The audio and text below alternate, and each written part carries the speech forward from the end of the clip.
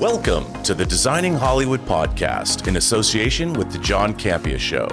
I am your host, Robert Meyer Burnett. This episode is sponsored by Paris Costumes International. On today's episode, we have a dynamic duo. A chance meeting at art school in 1983 formed the basis of the costume design team Kurt and Bart. Further educated in the notorious nightclub school of 1980s New York, they embarked on a career path that would take them through many stations in the world of film, image, and design. As stylists, they collaborated with some of the most prolific image makers, including Stephen Klein, Patrick Demarchelier, Herb Ritz, Matthew Rolston, just to name a few, and the roster of celebrities is vast and varied. From work with icons like David Bowie, Ozzy Osbourne, Marilyn Manson, and Courtney Love, to the riotous propulsion of Britney Spears, from teen idol to full-blown pop phenomenon. Their unique and shared sensibility has left many indelible moments on the cultural landscape. They were nominated for a CGC Award 2 years in a row for excellence in fantasy film for the last two installments of the Hunger Game franchise, Mockingjay Parts 1 and 2, helmed by director Francis Lawrence. Kurt and Bart have continued their world-building aesthetic with the David Leitch-helmed blockbuster Deadpool 2 and Rupert Sanders' Ghost in the Shell. Miguel Sapochnik's Finch, starring Tom Hanks, recently aired, and they worked on Foundation for Apple TV from showrunner and writer David Goyer. They most recently finished principal photography on Black Adam for Warner Brothers, and starring the great Dwayne Johnson. And most recently, they finished the remake of The Crow, directed by Rupert Sanders. Without further ado, it is my great pleasure to welcome costume designers Kurt and Bart to the Designing Hollywood Show. Gentlemen, I'm very excited to speak with you. You've worked on a lot of things that are right up my alley. Welcome to the Designing Hollywood, what do you call it, podcast and show, YouTube channel. It's going everywhere, and it's great to speak with you both. Thank you. Hi. Nice to be here. I'm Kurt. I'm Bart. Now, I've got to ask you guys. Sometimes we have to clarify that. It gets confusing, I think. It's good to know because I think we've got your lower third correct beneath you guys. I think we got it right. That's right. Kurt and Bart, we're on the right side. So that's good. Okay. All right, good. That's good. Now, I've got to ask you both. You're both are in art school. Well, when you guys were growing up, were you movie fans? Were you fans of fashion? And what brought you to art school in the first place? I think we both were similar in our fandom growing up. I mean, we both grew up in Colorado. We grew up like a half mile from each other and didn't know each other. You're kidding. Which was kind That's of crazy. interesting. We met at college in 1983. But, you know, when I was a kid, I was really into horror. I was really into monster magazines. I was really into The Wizard of Oz. I was into the Hammer, Dracula films, Christopher Lee, all that stuff. And I think he followed a similar trajectory. I think he was a little more of a sci-fi geek probably than I was. True. Yeah. True. I mean, there was a little bit more fantasy and sci-fi blended into my. I mean, I did love the monsters, but also like I was a total Tolkien, crazy kid reading The Hobbit in fourth grade, and like. Did you play D&D? Absolutely. But there was movies that I was aware of when I was little. What was the first movie in the theater that made a huge impact? Which was probably Star Wars. Just because that was like, I remember that being able to like waiting in line and going with my brothers and like that, and it was shown at a really amazing theater, like the biggest theater in Denver. So that was like probably like getting like the full impact of the cinematic experience was probably Star Wars.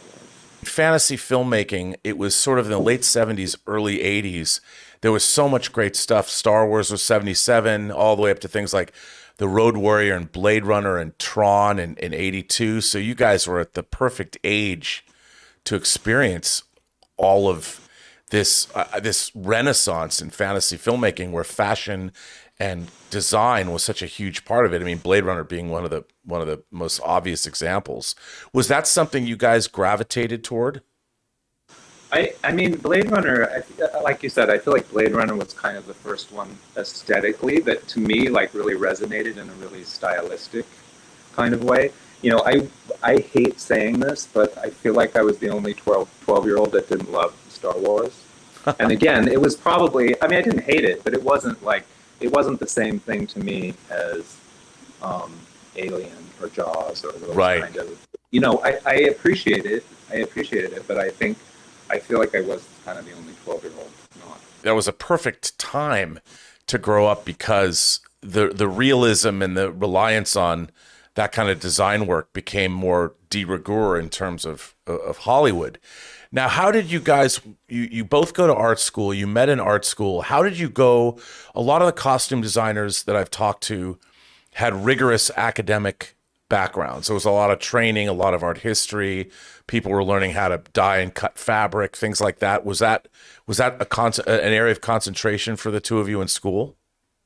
We met at the University of Colorado in Boulder, which at that time it definitely wasn't really considered even an art school. Like that's what our focus was, but I mean that was like kind of a party school. I don't know. Like it was not.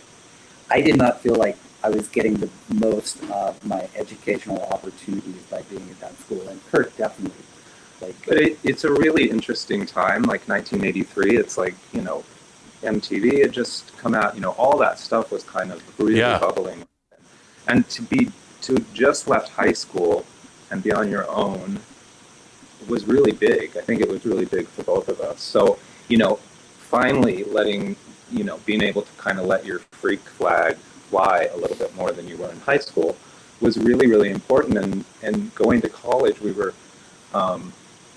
kind of exposed to this whole new world because, it's a college town, but, it has the amazing record stores and magazine stores, and all this stuff was coming from London and New York, and ID Magazine and The Face and Details out of New York. All those magazines were so exciting. I mean, I think even just for us to see boys in makeup was like, oh my God, it was just like such an exciting time, and Boy George and all that stuff coming out of London.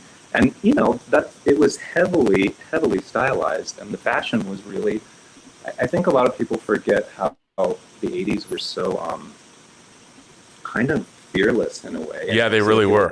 It was a completely new thing, and I don't know that it will ever happen again. But, musically and fashion and everything, there were so many different things happening. London, fashion, punk, new romantic. But it was also like, it was kind of like monster glam though. Like it was like before the word goth existed, but like it was really exciting when you could start to put together a way to present yourself that like scared people. Like that was exciting. Like I'm a monster. Like, like that was actually like, that was fun. And that's like when we met. I think we were both very like we really fed off of each other's energy. And we started like designing clothes, and it was like very kind of witchy and like lots of batik, but it was kind of groovy. It was kind of like groovy satanic clothes for like other teenage. But the funny thing is I hate to say, we didn't go to school for, costume design or anything like that, but I do believe our trajectory, I feel like I learned so much by just trying different things and finding out what fit, what felt good, what didn't. Even just in terms of making clothes, it was like we ended up making clothes for ourselves because we couldn't find the clothes or afford the clothes that, we wanted to wear from London, or we couldn't get it in Denver.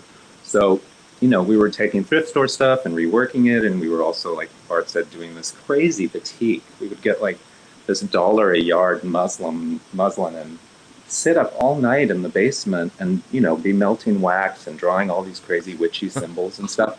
And you'd be all excited it would be done, and then you'd throw it in the hot bath and it would be too hot and it would all melt and be gone. There was some trial. There was trial. It's a lot of trial and error. And we were just making clothes that fit us.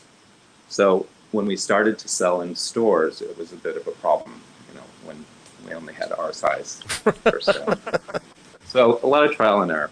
But, it sparked that kind of interest and love for fashion and dressing up. And I think that's what ultimately, after visiting New York, like in '84, it's what led us to New York to design clothes. I mean, I can only imagine what it was like to be in New York in the mid-'80s. I can only I graduated from high school in '85, and I dreamt of going to New York only because the movies that were coming out of there and all the club scene, and I remember seeing people like Nina Hagen Oh my perform God, in clubs. yeah. You know, Yeah, and it just gave me the chills. I'm like, and she was like, New York, New York. Yeah. I'm like, oh man, I didn't get to New York until 1990. So I like missed the American Psycho, Less Than Zero, Bret Easton Ellis. And I really wish I could have been there. Well, the thing you forget too, like, I don't remember what movie it was that I saw a couple years ago. It might have been Smithereens. Oh yeah. A lot of it's in the East Village, and that's when we moved there. And she's walking down on the Lower East Side, and it's a war zone. It was like Right. squats and burning trash cans, Burning cars, and it's shocking to see now. And I mean, at the time we thought it was a blast, running around there, but it was really kind of treacherous, really, but fun.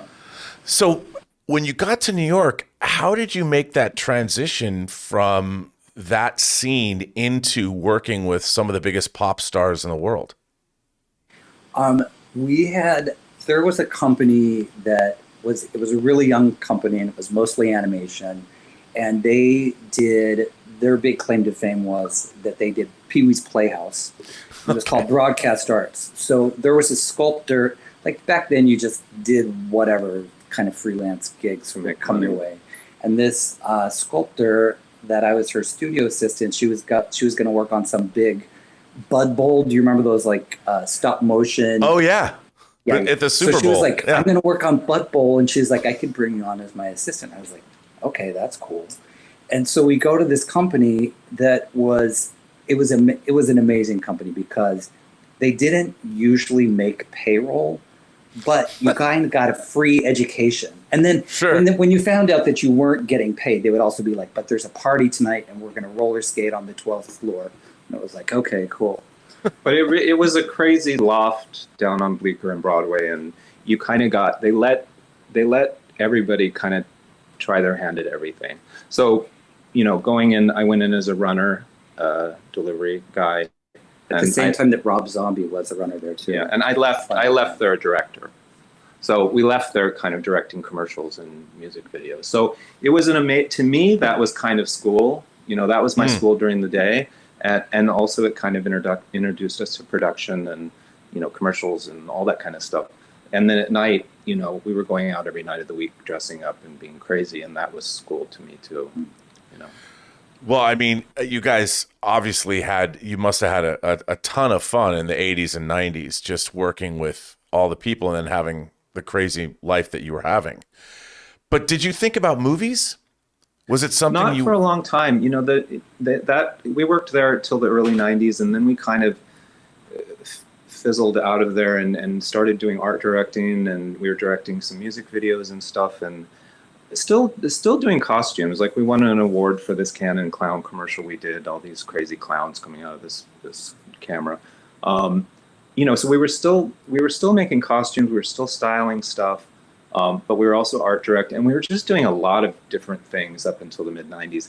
We started kind of doing more and more music videos and commercials and styling and celebrity stuff. So really from the mid-90s till 2004, we did a lot of music. And also we did a lot of work with Rolling Stone. And so like that was kind of like the first time, like we were used to doing music celebrities, but like then meeting actors and like for us, like styling was still always telling stories and using costume and clothes to help tell the story, So people used to make this big separation between styling and costume design, but I feel like we were always like the storytelling was always like the biggest part of our styling work, like they always called us for like really conceptual stuff, like when you're gonna, transform somebody into something that they aren't, or help give them an opportunity to create a bigger narrative story for Rolling Stone. Like, so I think that it's always been ingrained in how we approach the work. And I remember doing a music video with Britney, and at the end of the night, the director, and I forgot his name, said, "You guys should do movies." And I didn't really know what that meant, and then I later understood that's kind of the exact thing he was saying, is like, you guys are, I don't know, you guys tell stories with what you do. And I don't know, I think that always kind of stuck with me. And I think after the kind of roller coaster of Britney and all that kind of ended in 2004-ish, you know, we had two roads. We could have either continued in that, you know, world, which was completely changing, because that was when the music industry really kind of changed and budgets got slashed and people were downloading and all that kind of stuff. So, you know, I think he was kind of the first one that kind of was like, we should try and focus on movies. And you kind of, when you make a change like that, when you've been doing something else, it's really difficult, but you have to start saying no.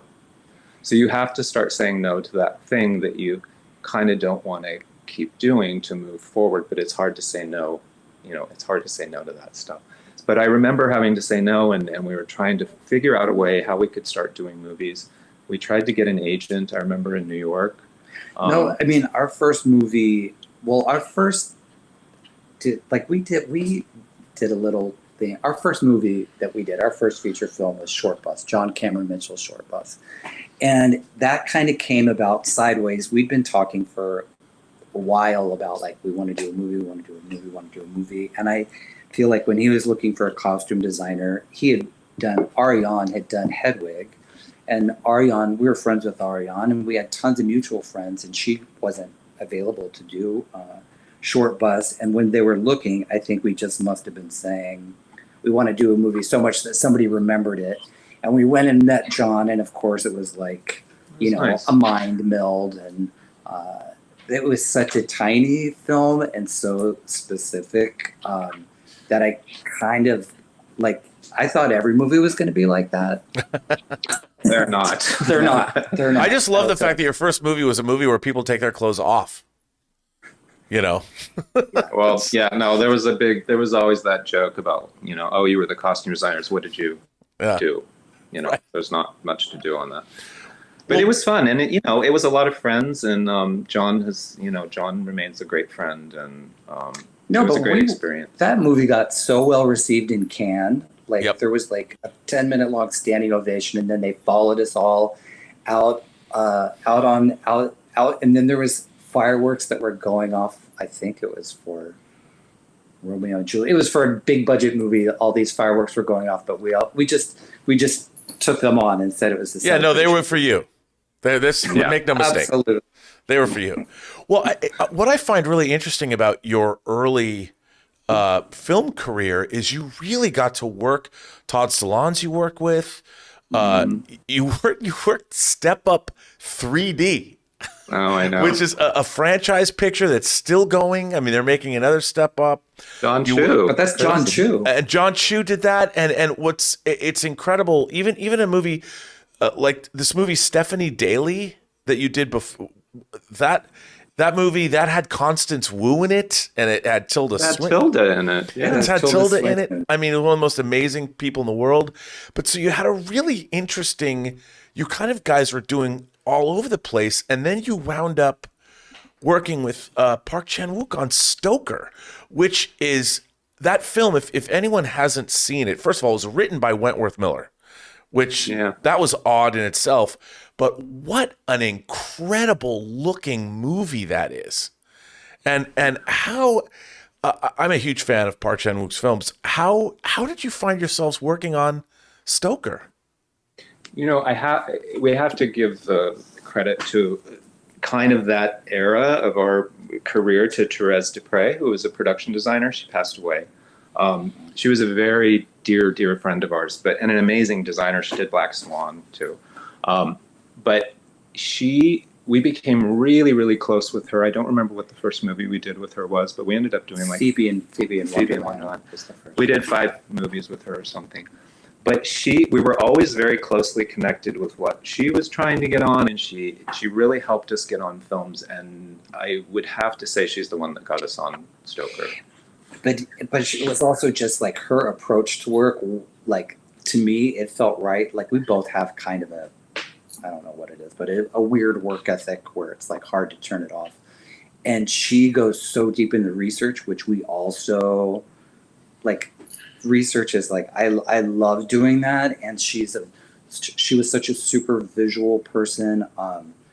Yeah, she was the one who introduced us to Park and was really instrumental in getting us in front of him. And then working with him was amazing because he is so, well, number one, you do an entire project through a translator, Right. which at first sounds like kind of intimidating and maybe that it's going to take longer than normal, but then you get kind of used to it. But it's just this level, it changes how the communication goes, but he's so specific visually, and some of the shots in that are so composed that I remember like you would get to the end of this super long shot and you'd be like, I hope we got it, because the reset just to bring the camera back and like the moon's getting ready to set and it's like the swing set has, like It's a beautiful film. I love it's that. stunning. And I have to say this, as a costume designer, you never get a shoe shot, ever.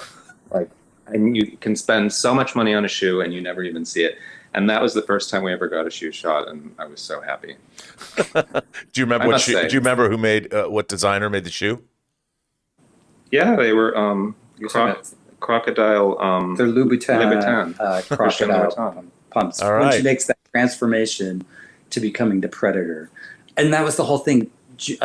Director Park is so specific in terms of the symbolism of costume and each character having a Color. costume philosophy, and there's a specific color palette for their home, and then which character is connected to the home, and Evie, which is Nicole Kidman's character, like it was so important, like everything for her had to be asymmetrical. There couldn't be an even number of buttons on things, like it's all super specific, but the end results, like I love that movie. I love that movie. Before I move forward to your next movie, which is an amazing film, I've got to ask you, because it's almost Halloween, you work with Wes Craven on My Soul to Take. Oh, I always forget that, actually. I forgot about that. I mean, if I didn't ask you about Wes Craven as a longtime horror film fan myself, I mean, one of the legends, it wasn't too long before he passed away, but what was that experience like? What was it like working with someone like, I mean, you both grew up, I mean, you're wearing Frankenstein right now, and what was it like to work with a legendary horror director? What's funny about that experience is we've never had, and I love it, I'm an old fan of those slasher films and Friday the 13th and all that stuff. But I remember the first night that we really had blood, and I was terrified. Because one, it wasn't a huge film, and we didn't have a whole lot of multiples, and it was that whole thing, and who's going to put the blood on and all that. And I remember being really kind of nervous to do it, and Wes just grabbed it and just splashed, just threw it, just like a bucket of blood on top. And I was kind of horrified, and it looked amazing. That was the one thing that he did I'll never forget, and it was so funny because I was so nervous about it. But yeah. Wes was a character. He was lovely, actually. Yeah, he was. He was very lovely. Well, it's good to hear that you guys say that, because I've always been a fan of his, and obviously he did back in the day like Last House on the Left and Hills Have Eyes and Nightmare on Elm Street. So it's good to hear that you had a good experience working with him. Yeah, he was lovely. But now after Stoker, you guys worked on the great Dallas Buyers Club. I mean, both Jared Leto and Matthew McConaughey, indelible performances. Academy Award, we're in the offing there, but the costumes you got to work with Jared, and what was that experience like, and how did you find yourself on Dallas Buyers Club, and where did you begin in that film? And let me ask you, in terms of your process, I mean, I always hear you guys or the costume designers start with the script. Was that the case with Dallas Buyers Club? I know I'm just asking you like 10 questions all at once. I think it was the script. It was a weird time. The timing was weird on that because Robbie Brenner, the producer, called us and said, I have a script for you guys. I think you're really going to like it. And at the same time, we had seen How to Survive a Plague. How to Survive a Plague, a documentary about AIDS activism during that early period of the AIDS epidemic. and also what's his name's art show.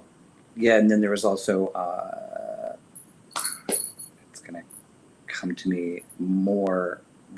Roger Moore, an amazing prolific painter who painted throughout his entire battle with AIDS. He was a really big New York artist, modern artist, but illustrative.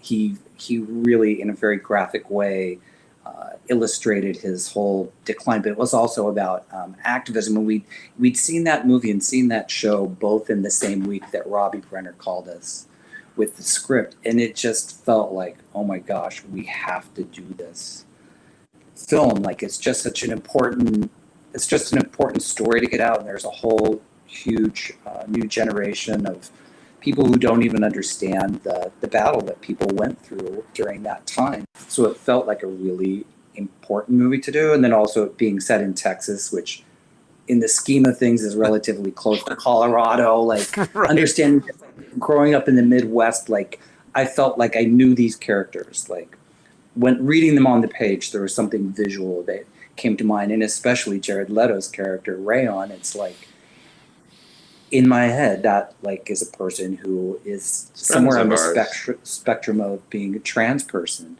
And like, there was just a lot of reasons why we could not say no to doing this movie. And then when we had our first meeting with Jean-Marc Ballet, who I deeply miss, like, it was just it was an immediate connection. Like, we had to do it, but it was a super difficult movie to make.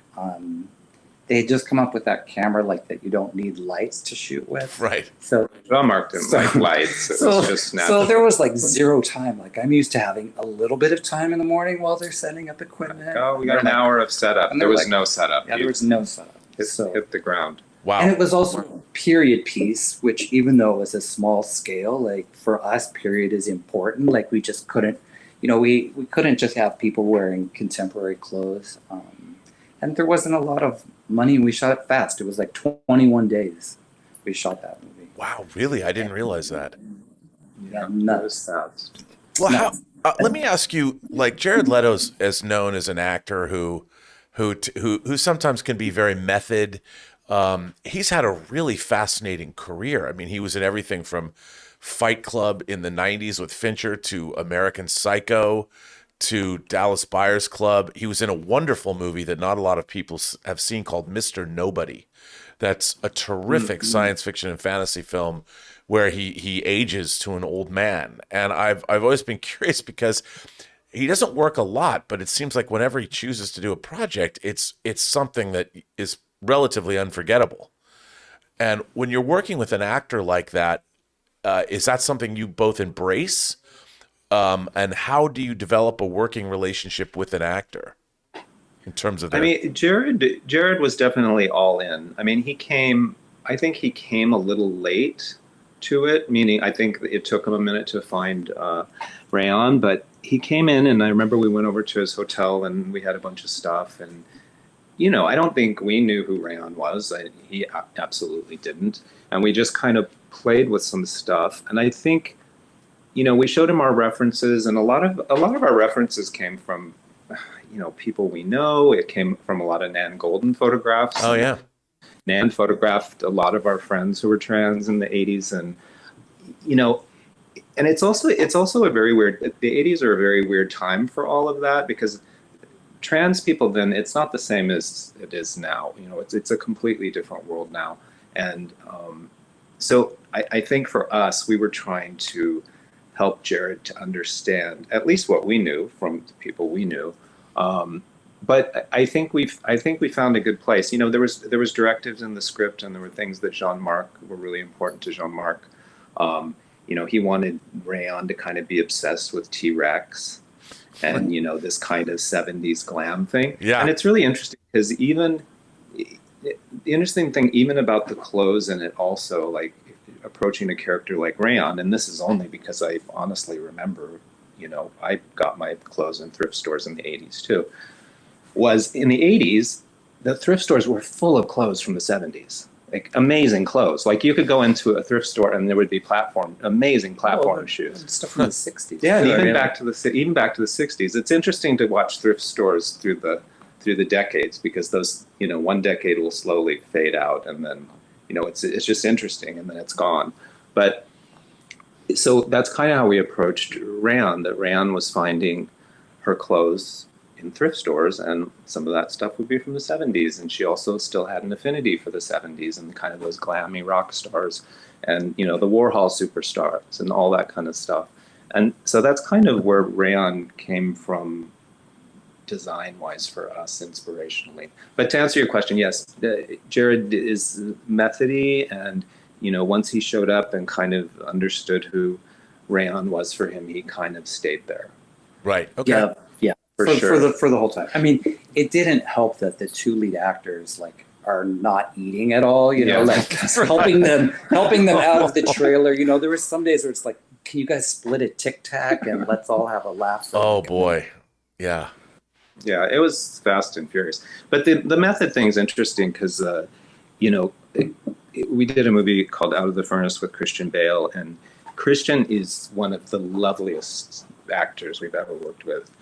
And I know people say he's really method and all that, and he was absolutely lovely to us. But then after the fact, I was thinking, was he lovely because his character was lovely?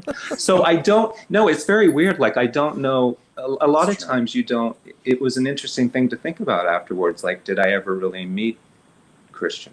You know what I mean? It's interesting. Actors that get that kind of focused on it. But I remember with Christian, we did our first fitting with him, and he wanted, you know, we picked some like key looks for him, and he wanted to keep them, you know. So it's like, which was a bit nerve-wracking to leave him with them. So. Oh, well, that film, by the way, you did that after Dallas Buyers Club, I believe. And that film had an incredible, you had Zoe Saldana and Sam Shepard and Christian Bale and Casey Affleck and Woody Harrelson. I mean, incredible cast. You guys have worked. It's so interesting because your filmography, you worked on a lot of, I don't know, sort of crazy stuff, but the cast that you work with are amazing. And then no, we've been lucky. And then I even go ahead. No, go ahead. I didn't mean to interrupt.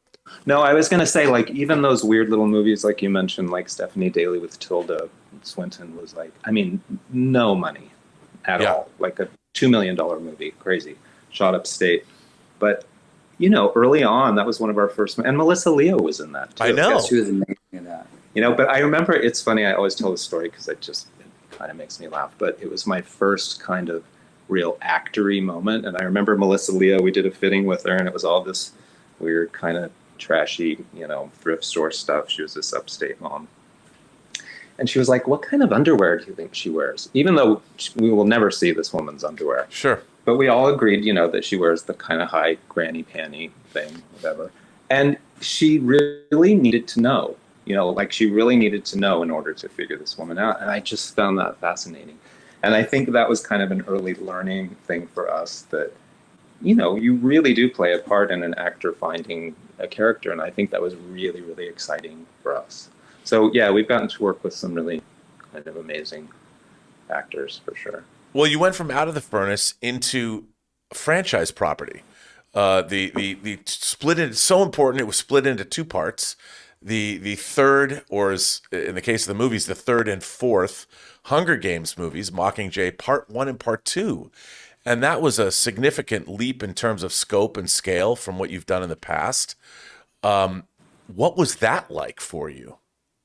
And working with Francis Lawrence, again, an incredible visionary director, was that intimidating, or did you just embrace it the way Francis, we met, we did a music video with him. We did the Slave for You video, Britney's Slave for You video with Francis in like 2001. And I remember at the time, you know, music videos are fast and furious, and especially when you're kind of with a celebrity, you know, you're kind of insulated a bit. So I don't remember having a whole lot of interaction with Francis, but I really liked him.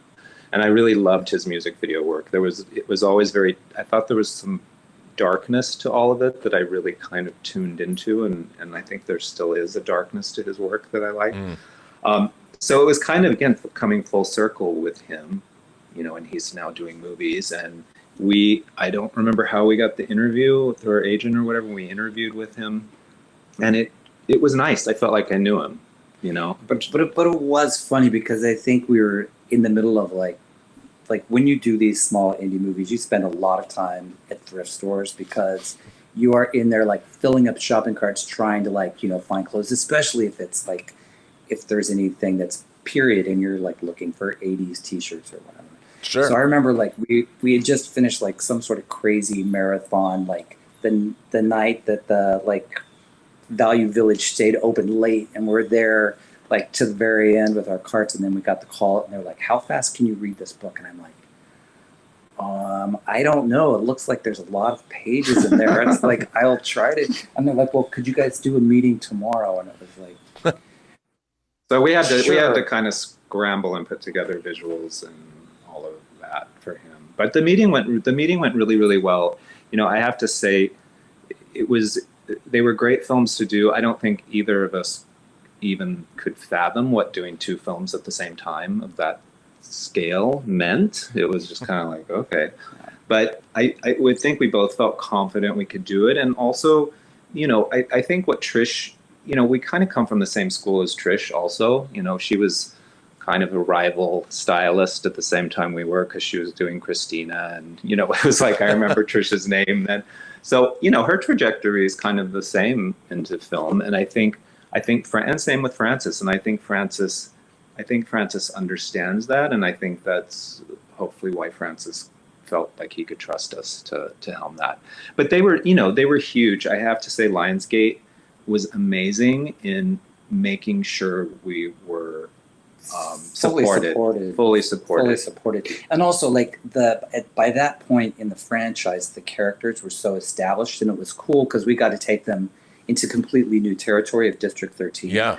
But I remember Francis was the one who really kind of like gave us this template for approaching kind of like fantasy or science fiction, whatever you want to call it, where you were coming up with like the real logic behind it. He was like, you know, like in this world of austerity, you know, like let's put together what each person would receive in their bunker of just basic essentials. And so like it started this whole thought process for us, and we were doing all this research about austerity measures in Britain during World War II, and like how you could make a dress, but the skirt could only be so full because you were only allowed to use so much fabric, and there would only be this many buttons because every single thing had to be like measured and repurposed. So like, because then once you have your rules, you know, you can fill up the space this way or that way, or you know, you might be able to bend a rule here or there, but that made it really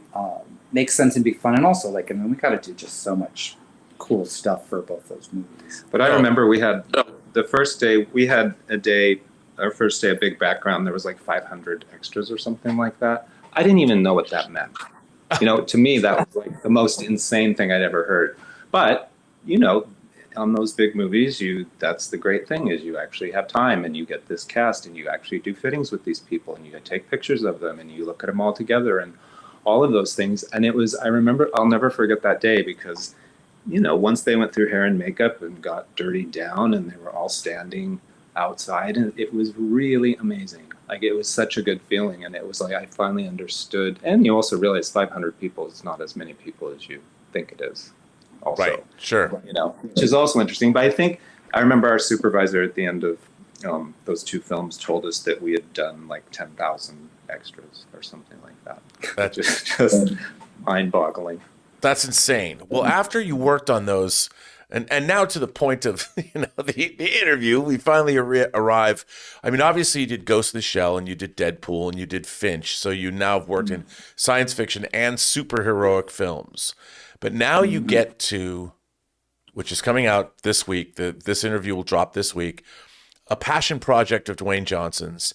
I think he first mentioned wanting to do Black Adam in the mid-aughts, I think 2004. So this took a long path to the screen. And obviously in the intervening years, there was no MCU until 2008. No one knew how big it was going to be. DC, Warner Brothers, got back into with the Nolan Batman films, and then with Zack Snyder doing the Man of Steel and Batman v Superman and Justice League. So finally, Black Adam is going to happen. And obviously, it's very important to a lot of people. What was it like for you to get involved with Black Adam, and how did that process begin for you? You know, Black Adam is kind of, it's very similar to the thing with Francis also, because Jama, you know, he's another kind of commercial director from that kind of early day that went on to do movies. And we did a Toyota commercial with Jama, like in, again, 2001. So when I saw his name again, I was like, that's so weird, we know him. And I remember we had the interview with him. And so it was kind of nice. We knew each other, you know, we remembered each other. And Jama, I don't know, Jama was super, super passionate about this project, and he knew everything about these characters, like already from the get-go, which is kind of amazing to me. I mean, we were handed, I remember at the beginning of the design and concepting, we were handed this binder from Warner Brothers or DC or, you know, whatever, that had every single iteration of every single character, which is really fascinating. And it's interesting to watch those characters' trajectory, because, you know, sometimes they completely stray off course, and then it always seems like they kind of come back, you know, to the original a bit. But so it was interesting to have that. It was a big design job, and it was also in the middle of the pandemic, which, you know, we started like a month before everything shut down. So we were in LA and got shut down, and, you know, did remote work at home. We were able to do remote work at home. So we started again in that next fall. But yeah, it was big. It was big. You know, Dwayne's a big star, and a lot comes with that. You know, designing a super suit for that body was a challenge. And, you know, the rest of the cast too, like Pierce, I think the casting in Black Adam is going to really resonate with people. You know, I've read just the stuff I've read online, like people are so psyched about Pierce as Dr. Fate. Oh, I am too. It's just as a character, and that costume, the helmet, the way it looks, I couldn't be more excited to see him come to life on screen, even more so than Black Adam, maybe, only because I've known about Dr. Fate a lot longer. They're all, I mean, we saw it at the premiere here, and it's big. It's really, really big, and everybody's, I don't feel like anybody outshines anybody else, you know. And even the characters like Cyclone and stuff, that I was like, oh, you know, is she going to get her due in this? Because, you know, a lot of what she did was CG, you know, her powers. So you never really get to see that until you see the film. You can imagine it, but they did all the characters right, and it's really beautiful. Now, with Marvel movies, they have a design department that sometimes works for years before they actually get to a film. Now, with DC, with Warner Brothers, I know it's a little different. How much leeway did you have as costume designers? Because I have to say, just judging by the trailers, I really like the look of actually all the superhero costumes in the film. The Justice Society costumes look classical, and then the Black Adam costume looks both modern and ancient. And I was wondering how much of that stuff, how much leeway were you given to design those costumes? I think we had a lot of freedom, actually. I mean, yeah, I did too. Before we came onto the project, the production, that I would say like was character kind of concept. So there was a lot of ideas, and then there was also the massive encyclopedic knowledge of like every iteration of each of these characters and how they progressed over the decades or not, you know, like even things like, I mean, the Cyclone costume, like Cyclone was one of the ones that I was the least familiar with, like, and I was like, and when I'd seen pictures of the character, I was like, what is this character all about? I didn't even understand the connection that she was obsessed with the play Wicked, like the character. So then, well, that was the best part. But then once I understood that, I was like, oh, Wizard of Oz, I know that. Like that's, and just getting into that whole like Wicked Witch of the West, Victorian puff sleeve silhouette, you know, like it was like that really opened up a whole new avenue for how we could design that costume. And also, you know, Quintessa was really a big part of developing that costume as well, which is whenever an actor has that much opportunity to be invested in the design and development, especially of like a specialty costume, I just think it gives it so much more resonance because they have so much more invested in it. They understand each element in each design part of it, and I think we were able to do that with all the characters in this. And I don't know. I think Black Adam was probably the trickiest because I think like you said, I think we're trying to convey this ancient kind of thing on him. And Tom, the production designer, had worked really hard to create this whole kind of world, and we had based a lot of the design on ancient Sumerian and the Sumerian language and all of that. So all of the print on Dwayne's suit we had to make our own alphabet out of it, but it's based on, cuneiform, ancient Sumerian, language. And it's interesting to cover a suit with that because, a lot of those superhero suits, it's a repeat pattern and it's pretty forgiving. And we wanted this to feel very organic and really flow. And it was a really, really difficult suit to print. Also, Dwayne's body is incredible. You don't need a muscle suit, obviously, but right. You put a sock on a body like that, you're not going to see definition. You're going to lose a lot. So that, I think, was the trickiest. I think that was the trickiest part for us, was how can we maintain that definition and all the hard work that Dwayne had put in to his body for this. And there were tricky little things we had to do. There was patterning and stuff. We really had to cut under the pecs, so that you really get the shape of that, so it doesn't just kind of tent, to the stomach.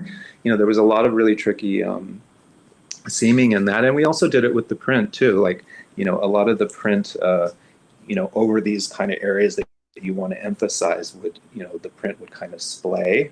So you'd be trying to give this kind of heft, like just in the print. The other thing that was really, if you look at it, that really, really, really, I think helped define his physique, that I don't know that I've seen this on another superhero. I could be wrong. But, his arrow on the front of him, the lightning bolt. The lightning bolt, yeah. The lightning bolt it's molded to his chest. So if you look at it, you can see it's exactly to his chest. Oh. So the musculature is there, and that was kind of like prime real estate to create definition. It anchored the whole suit, the bolt. That's fascinating. Okay. So there was a lot. It was a lot of that because those superhero suits are, there's a way to do them, and that's how they get done. And there's lots of things that go with that we weren't able to do with this suit. It was a little reverse engineering, but also I'm hoping that like all of the texture and the storytelling in the costume too, because it was important for Jama. He wanted to see like that story of how Teth Adams started off as a slave, and then he gets this power, and then he gets imprisoned, and so it was like the shackles that he wears as a slave are still evidenced in the costume, like the trappings of his slavedom are still existing in the costume, but they get transformed as he becomes this, superhero, this champion. So hopefully some of those details, just besides adding a layer of texture, they also like help to tell his story. And also, I think even the print and the blackness of his suit and all of that represented, the blackening of his heart and all of that stuff when the wizards put him basically to sleep for 1,000 years. But even the print on his suit, there's a kind of this over design on top of it that's almost like a web that is, to us, was kind of almost like a spell that was encasing him, for all those centuries. So it's a cool costume, and it's really cool to see Dwayne Johnson walk onto set as a superhero. It was pretty exciting. Yeah, he looks incredible. The costume is amazing, and look, we all know what happens at the end of the movie. I like one of the big problems with making a Superman movie is who's he going to fight, and after fighting Zod, Michael Shannon Zod, there's not many places for him to go. And Dwayne Johnson was talking today in an interview. It took him 6 years to get Warner Brothers to agree to allow Henry Cavill to come back and play Superman at the end of the film. So I hope that we're getting the setup for what I would hope to be the great superhero. Must have done that at the reshoots we weren't at, because I had no idea that was coming. Oh yeah. So And he did look beautiful. It was beautiful. oh, it looks amazing. That's great. It's great because they have the same manager, Dwayne Johnson and Henry Cavill. There you go. That makes So they've been trying to do it for a long time. Well, listen, before I let you go, very quickly, I think one of the defining movies, especially in terms of like goth culture, is Alex Proyas's 1994 The Crow. And there were sequels, and but they've been trying to reboot The Crow for it seems like decades now, even though that's not entirely true. But you guys just got back from Europe doing The Crow, based on J.O. Barr's great comic series. And of course, the Brandon Lee film is amazing. Can you tell us anything about The Crow and what your design approach to the film was? Or actually, it's a miniseries, right? No, it's a film. Standalone. Okay. Standalone film. Yeah. I think the best part for us, besides the source material, is that that's the third project we've done with Rupert Sanders, and we did Ghost in the Shell with him also.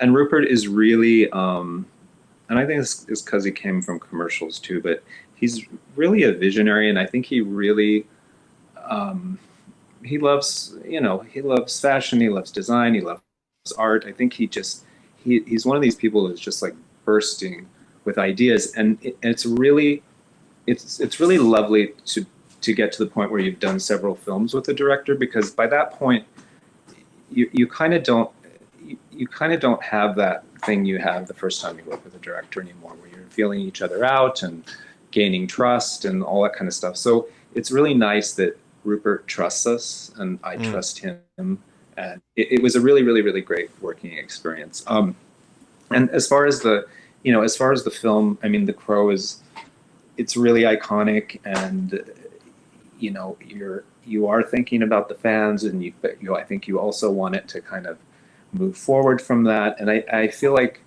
Rupert has struck a nice balance with the two. It's still the same story, sure, basically, but I think we were able to kind of create this gothic love story. Yeah, I think it's still really an outsider love story and story about loss, but like it is that also that outsider story, and I think it'll still resonate with, like, there's always going to be a new generation of people who feel like they're on the outside and questioning all that. So I think it'll have a built-in audience and feels updated to me. And it was, in a lot of ways too, it was a smaller film for us, which actually was really fun.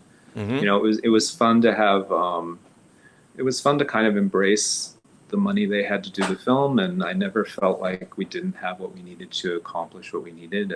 But there was this kind of indie spirit behind it that we hadn't felt in a really long time. Oh wow! And from all departments, and it's kind of nice to step into that once in a while, because in a lot of ways, indies, not that it's an indie, but indies are the same as big movies in a lot of ways. It's all filmmaking. You just have different different problems. They're all beasts, But going back a little bit, because it kind of goes back to like the difference between when we were doing Dallas Buyers Club and then doing Mockingjay.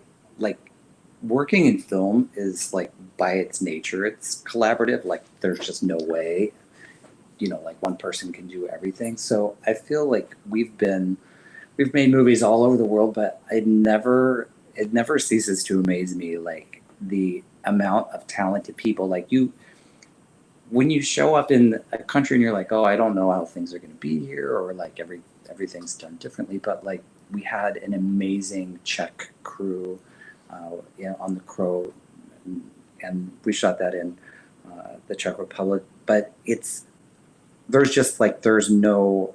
seems like there's no end to the talented people. And I feel so lucky that we get to work with really amazing people. Well, on that note, every movie. I mean, I think that's one of the great lessons of filmmaking, is one of the great joys of working in film is that collaborative spirit. It's all these people from disparate creative disciplines coming together to create something greater than the sum of its parts. And I think you guys, I mean, I love the fact that you came out of this indie world, music videos, and then work your way up to the biggest movies, and now movies that are beloved by audiences. It's got to be really exciting, and the things you've worked on are of particular interest to me. So it's been great to speak with you both today. Where do you have a social media presence? Are you on Instagram? We do. We're on Instagram. We so crazy. When we were in Prague, got locked out of our Instagram, and I couldn't get it back. You know, it was I tried every avenue. So we lost our whole Instagram account. Had to start over, and you know, it's really actually kind of weird to start over and try and, you know, connect with all those people again. But yes, to answer your question, we are on Instagram. What is your handle on Instagram? Is it just Kurt and Bart? It's Kurt and Bart 2. Thanks for being on the Designing Hollywood podcast. You guys are terrific. I can't wait to see what you guys do next. Thank you very much. Thanks, Robert. Thanks very much for your time. And a special thanks to our sponsor, Paris Costumes.